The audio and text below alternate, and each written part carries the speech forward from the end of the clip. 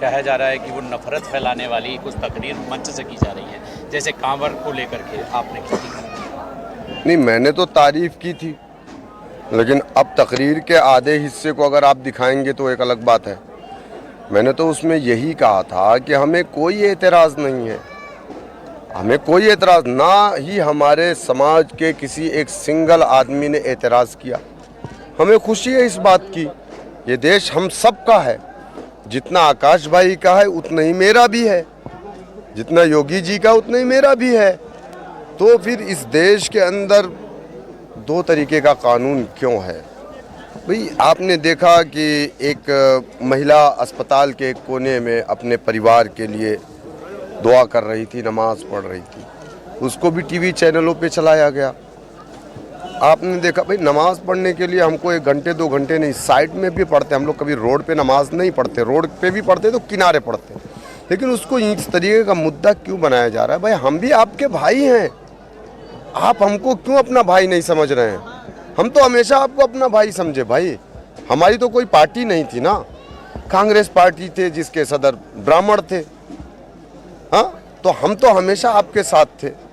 लेकिन ताली एक हाथ से नहीं बजती है, दोनों हाथ से बजती है। हमने कभी गलत अल्फाज हम क्यों बोलेंगे भाई?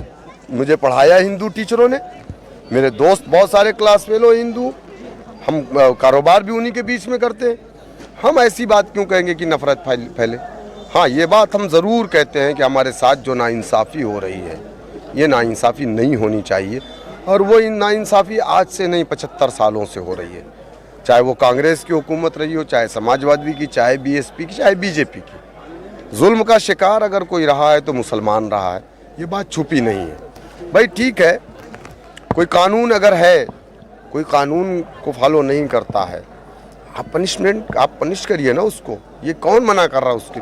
लेकिन उसको लेकर के अगर पूरे समाज को आप कटघरे में खड़ा करेंगे तो ये ठीक नहीं है ना। वर्तमान सरकार करिए सबका साथ सबका विकास, आपका जो कानून लाती है वो सबके लिए ये सबका साथ सबका विकास सबका विश्वास, मुसलमानों का विनाश। आप मुझे बताइए कि अखलाक को क्यों मारा गया था?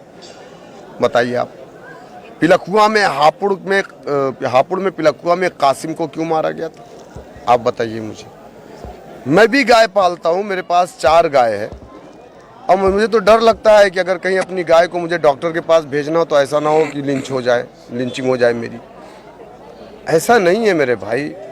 जो इस देश के कानून को नहीं मानता वो मुसलमान नहीं है, क्योंकि हमारे आका नबी करीम सल्लल्लाहु अलैहि वसल्लम ने हमें ये दर्स दिया है कि जिस देश में रहना उस देश के कानून को फॉलो करना। समझ रहे ना? और हमारा संविधान तो इतना खूबसूरत है, हर किसी को आज़ादी देता है अपने हिसाब से ज़िंदगी जीने का।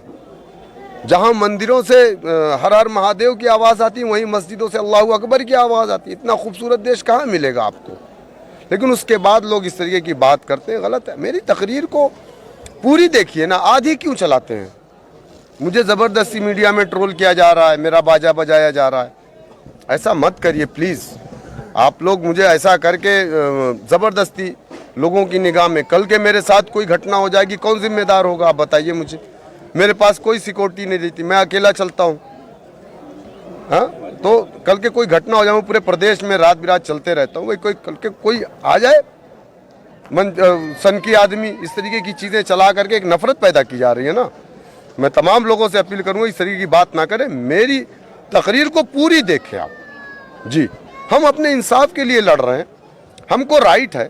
2700 पार्टियाँ इलेक्शन कमीशन में रजिस्टर्ड, हम भी एक पॉलिटिकल पार्टी है, हमको चुनाव लड़ने का अख्तियार है।